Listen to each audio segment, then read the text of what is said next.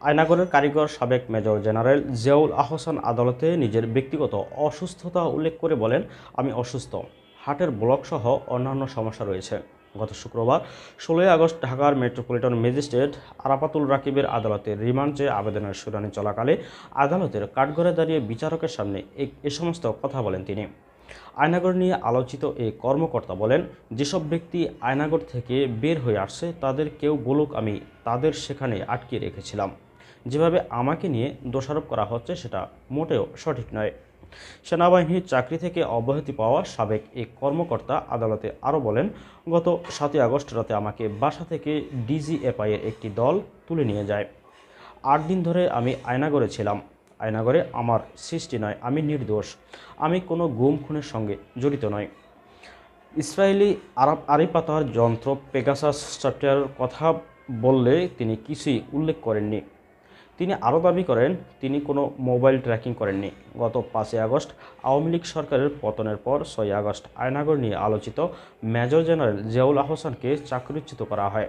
পরে দেশ থেকে পালিয়ে যাওয়ার সময় তাকে বিমানবন্দর থেকে আটক করে বিমানবন্দর পুলিশ। শুক্রবার ১৬ই আগস্ট বৈষম্য ও কোটাবিরোধী ছাত্র আন্দোলন চলাকালে দোকান কর্মচারী শাহজাহান আলী হত্যার মামলায় গ্রেপ্তার এক সাবেক সেনা কর্মকর্তাকে ১০ দিনের রিমান্ড চেয়ে আবেদন করে পুলিশ। এরপর ৮ দিনের রিমান্ড মঞ্জুর করেন আদালত। এদিকে সেনাবাহিনীর চাকরি থেকে অব্যাহতি পাওয়ার পর মেজর জেনারেল জিয়াউল আহসানের বিরুদ্ধে বড় অভিযোগ বিরোধী মতের নাগরিকদের গুম, আয়নাঘরে নির্যাতন ও মানুষের ব্যক্তিগত কল রেকর্ড করা।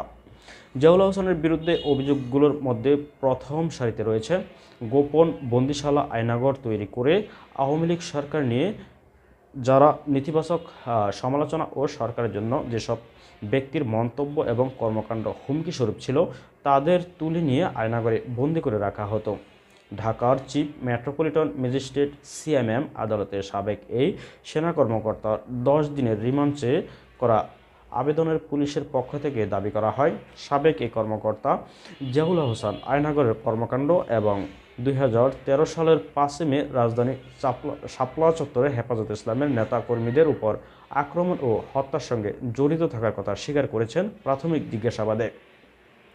অবশ্যই জিয়াউল আহসান আদালতের শুনানির সময় যদিও এসব অভিযোগ অস্বীকার করছেন। সর্বশেষ বৈষম্য বিরোধী ছাত্র আন্দোলনের সঙ্গে মুহূর্তেই তুঙ্গ যে সময় সেই মুহূর্তেই দেশে ইন্টারনেট বন্ধ জিয়াউল আহসানের ভূমিকা রয়েছে বলে জানা যায়। সচিব, আইজিপি সহ ঊর্ধ্বতন কর্মকর্তা ও কয়েকজন মন্ত্রীর ফোনালাপ রেকর্ডের সারাংশ গণভবন থেকে উদ্ধার করা হয়েছে। তাতে আন্দোলন দমনে ইন্টারনেট বন্ধ সহ নানা বিষয় স্পর্শকাতর তথ্য উঠে আসে। রাজনৈতিক ব্যক্তি থেকে শুরু করে আওয়ামী লীগ সরকারের জন্য হুমকি এমন সব ব্যক্তিদের স্পর্শকাতর কল রেকর্ড তার নির্দেশেই সামাজিক যোগাযোগ মাধ্যম বিভিন্ন প্ল্যাটফর্মে ছড়িয়ে দেওয়া হতো। তিনি এমটিএমসির দায়িত্বে থাকাকালীন সরকারের এই সংস্থাটির আড়িপাতা সক্ষমতা বৃদ্ধি করা হয়।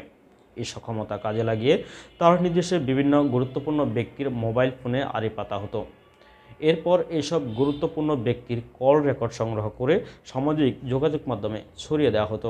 এসব কল রেকর্ডের উপর ভিত্তি করে রাজনৈতিক ব্যক্তিত্ব থেকে শুরু করে অনেক সুশীল সমাজের লোকজনকে গোয়েন্দা সংস্থার মাধ্যমে নানাভাবে চাপ সৃষ্টি করা হতো। এ বিষয়ে এনটিএমসির এক কর্মকর্তা বলেন, জিয়াউল আহসানকে অনেকের ব্যক্তিগত ফোনালাপ রেকর্ড করার বিষয়ে বিশেষ করে বিএনপি নেতাদের কল রেকর্ড করে সেগুলো শুনতেন। বৈষম্য বিরোধী ছাত্রদের ব্যানারে আন্দোলন চলাকালে গত ১৭ জুলাই থেকে মোবাইল ইন্টারনেট বন্ধ এবং ১৮ জুলাই থেকে ব্রডব্যান্ড ইন্টারনেট সেবাও বন্ধ করা হয়। টানা ৫ দিন সব ধরনের ইন্টারনেট বন্ধ ছিল। মোবাইল ইন্টারনেট বন্ধ ছিল ১০ দিন।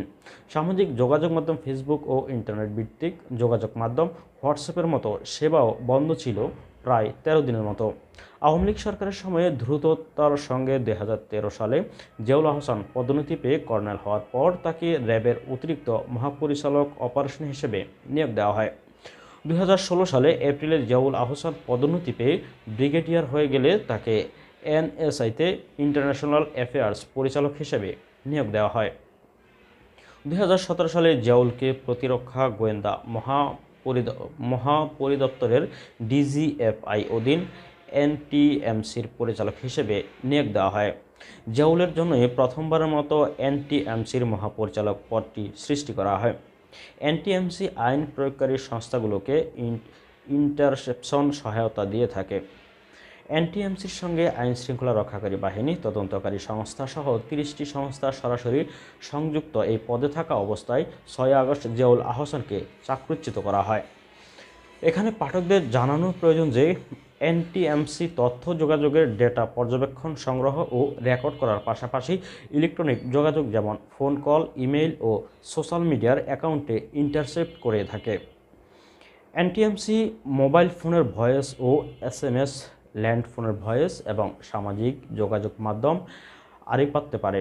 সামাজিক যোগাযোগ মাধ্যমের মধ্যে Facebook, Twitter, Telegram, Viber, imo, Skype অ্যাপেও আড়িপাততে পারে এনটিএমসি। অনলাইন যোগাযোগ মাধ্যমের মধ্যে ওয়েবসাইট, ব্লগ, ইমেইলও শতভাগ আড়িপাতার সক্ষমতা রয়েছে এই সংস্থাটির। দর্শক, এই ছিল এখনকার মতো। পরবর্তী সংবাদ দেখার আমন্ত্রণ জানিয়ে বিদায় নিচ্ছি। আল্লাহ হাফেজ।